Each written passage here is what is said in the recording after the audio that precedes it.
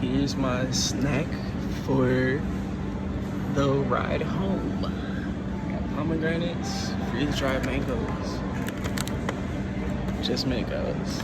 Yeah, that's what I'm snacking on today.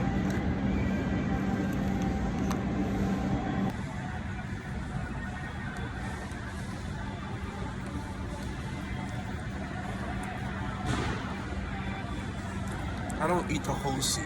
I spit them out.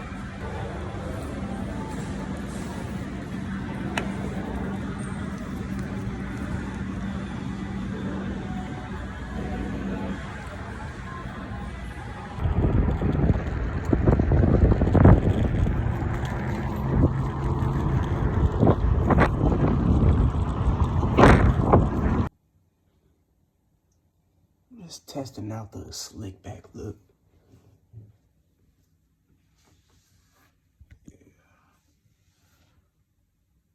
Then I'm gonna rock this tomorrow. Fuck yeah.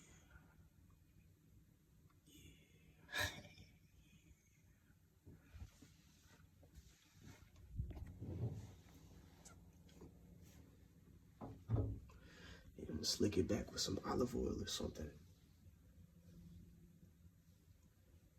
Yeah, I dig it.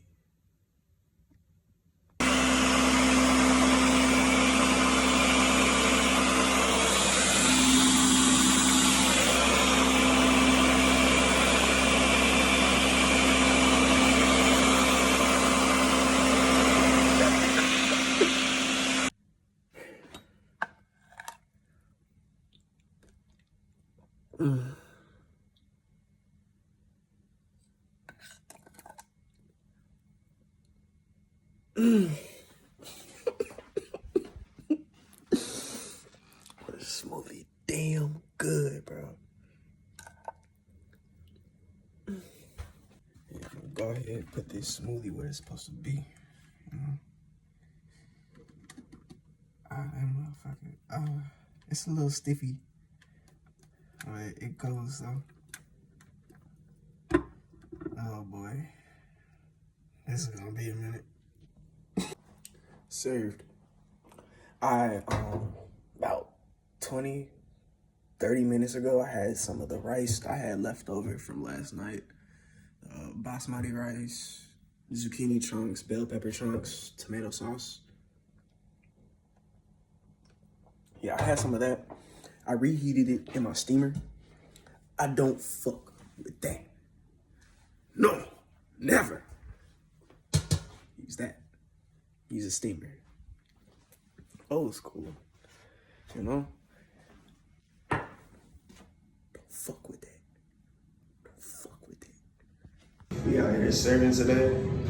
You catch me in True Food Kitchen. You know what I'm saying? I'm certain that many of you would agree that if you had a plate of food in front of you that you were eating and you were trying to eat that food without even looking, you're not even looking at the utensil that you eat that food.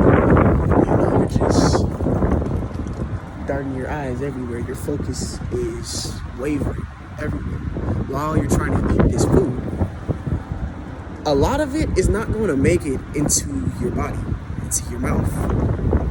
That's the ultimate goal. You know, when you eat this food, you focus on the food, scoop it, put it in your mouth. But when you're not focused on the food, you're not even looking at the food, you're not even looking at the fork or spoon that you're eating it with, it's not going to get into the body, right? So the same exact concept or idea applies to meditation. The purpose of meditation is to recalibrate, recharge, recenter yourself, connect with source within you, God within you.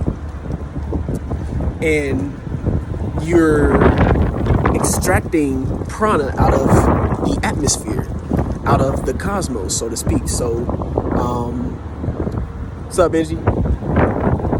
So whenever you're meditating, it's important to focus on the breath, focus on your breathing, you know, so that you can absorb magnetize the most energy you possibly can.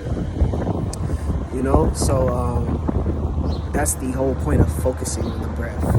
That's the whole emphasis. Focus on the breath. Focus on the breath. In the same way that you will focus on the plate of food that you're eating so that you can actually get the nutrition inside of your body. You know what I'm saying? So you can get this inside of your body while you meditate. It's bright right now. Yes. I just did a quick 5 minutes before I go back into, my workplace for my second shift. I started off serving today, and now I'm going to host right now. So that's what I changed clothes for, and I'm getting ready for right now. But again, to reiterate, when you meditate, focus on the breath. Even if your focus wavers, you might start thinking about Tupac or some house music or the next meal that you're going to eat, the next solid meal that you're going to eat. That's okay. Just bring the awareness back to the breath. Because through connecting to the breath, the lungs, through focusing on that, you now interface with the soul. The soul sits at the center of everything, of the body, sits at the core of the body. The lungs are the wings of the soul. So, when you focus on that breath, then you interface with God consciousness, source consciousness, collective consciousness, And through that focus, you are now operating from a state of being where you're now channeled into the canvas of the universe. The soul is the canvas from which everything is created. You're in a mode of creation now. You know what I'm saying? So now that's where manifestation becomes easier, because you're now in that mode. You're in that blank space of nothingness. To get something, you must come from nothing. It must come from nothing. Everything is created from nothing. So the more that you cultivate this emptiness, this nothingness, the more that you attune with God consciousness is the more that you create, the more that you manifest in life. Cheers. Exercise in itself is a double-edged sword, perhaps. It is a form of meditation, you can say, when the exercise emphasizes the breathing. So, your standard exercise, your push-ups, your pull-ups, your jumping jacks even, traditionally or normally, breathing isn't emphasized whenever those exercises are conducted. It is not until you begin to channel your awareness to breath that those constituents of the body that you are operating on mechanically will become enhanced, will be built, will become recalibrated, charged, because you are channeling energy to those areas through breathing. So anything can be meditation if you really think about it. You can stand up and meditate. You can walk and meditate. You can meditate with your eyes open.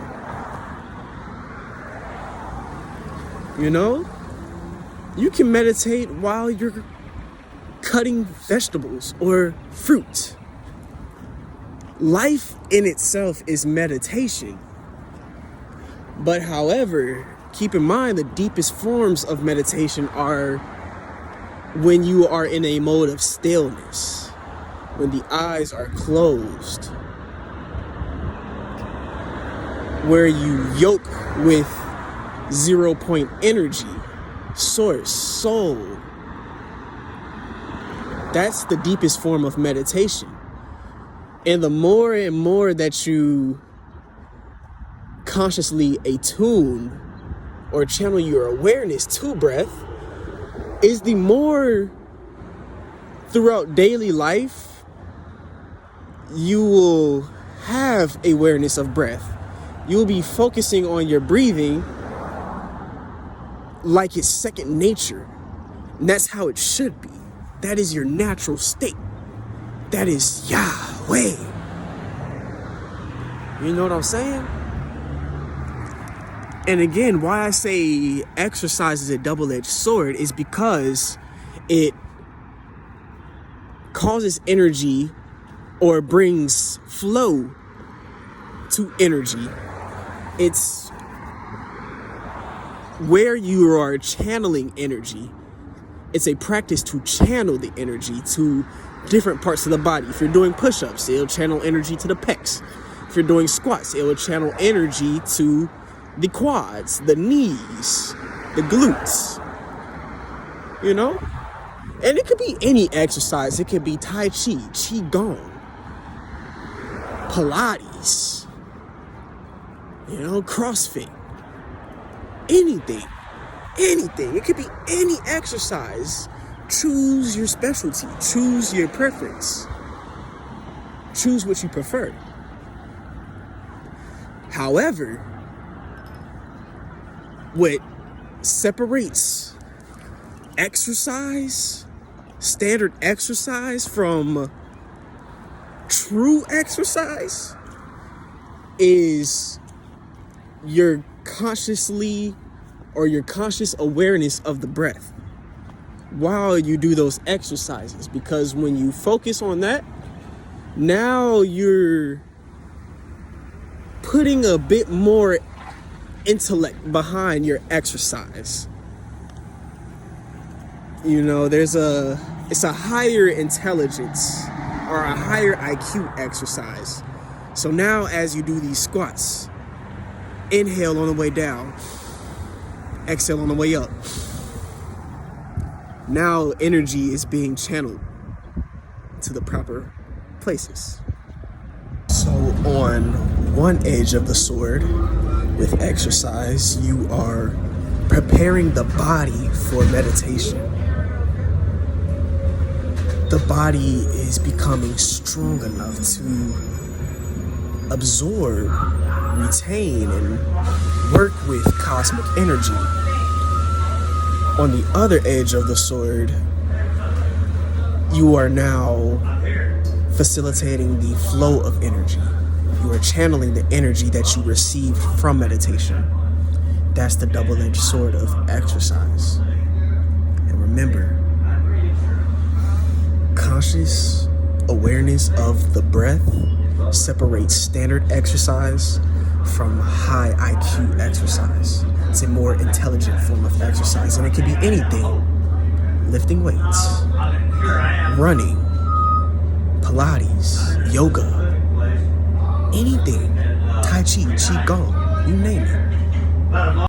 Furthermore to note, just as you exercise the body via push-ups, sit-ups, leg extensions, flutter kicks, jogging, skipping rope, just as you do exercise in that way, which is more of an external exercise, it's important to exercise internally as well. This is where breath work comes into play. So whenever you're doing your 4 seconds in, 7+ seconds out, that is an internal exercise. Whenever you're doing your microcosmic orbit, that is an internal exercise, because energy flows up the spine and down the front side and goes round and round and round and round. So that is an internal exercise. You're building kinetic energy internally. Whereas with the pull-ups, push-ups, things of that nature, you're building kinetic energy more externally. This is working with the muscles, the bones, the connective tissues, things of that nature. But when you do your breath work, now you're more so working with the internal systems. It's an internal exercise. You're building energy, kinetic energy internally. So typically when I do my breath work, like I mentioned, I engage in the extended exhales. That's the primary breath work that I do every day. So 4 seconds in, 7+ seconds out. And I also even it out as well in some cases, but mostly I'm cultivating the practice of extending my exhale. Sometimes, like I said, I would go 4 seconds in, 4 seconds out, just to, give some balance to my electromagnetic field. So another practice I do, I will breathe in, but also control my exhale. So this is creating more diaphragmatic control. So I'll inhale, exhale,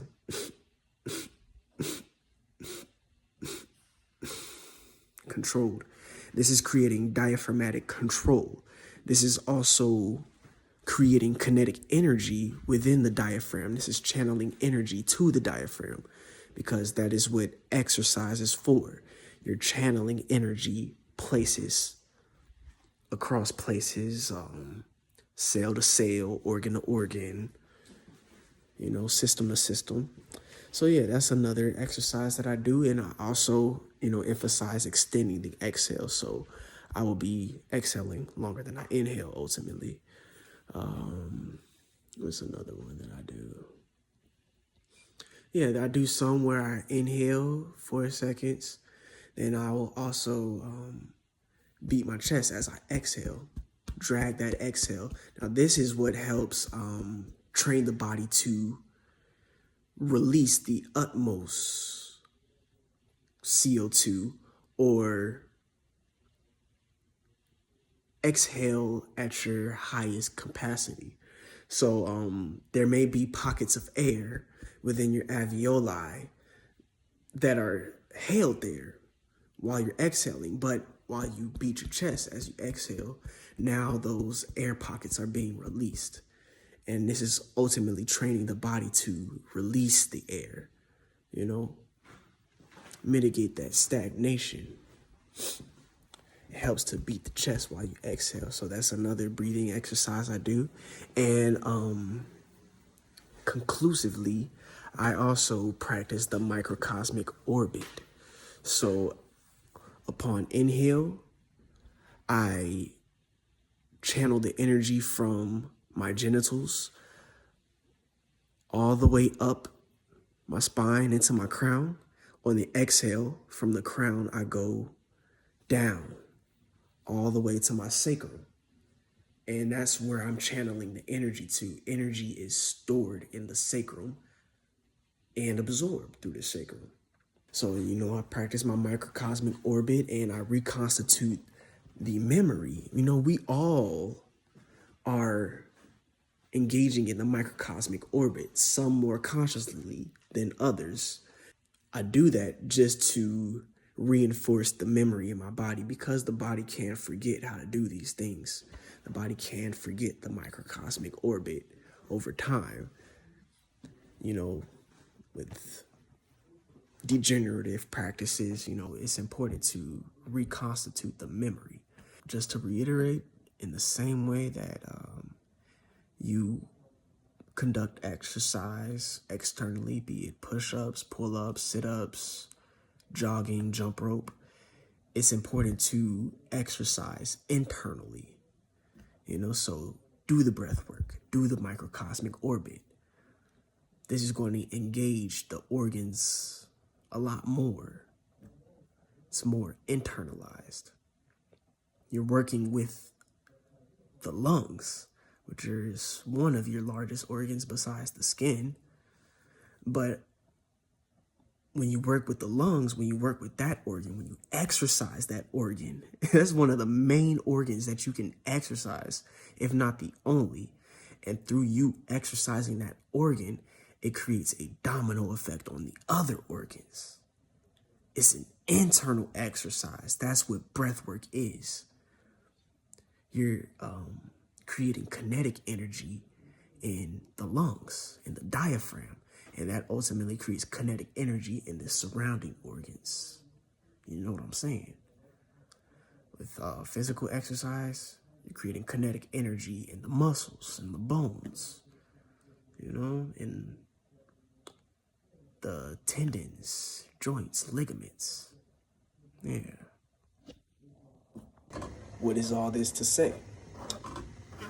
When you put gas in a car, even when you charge your car, you must drive the car.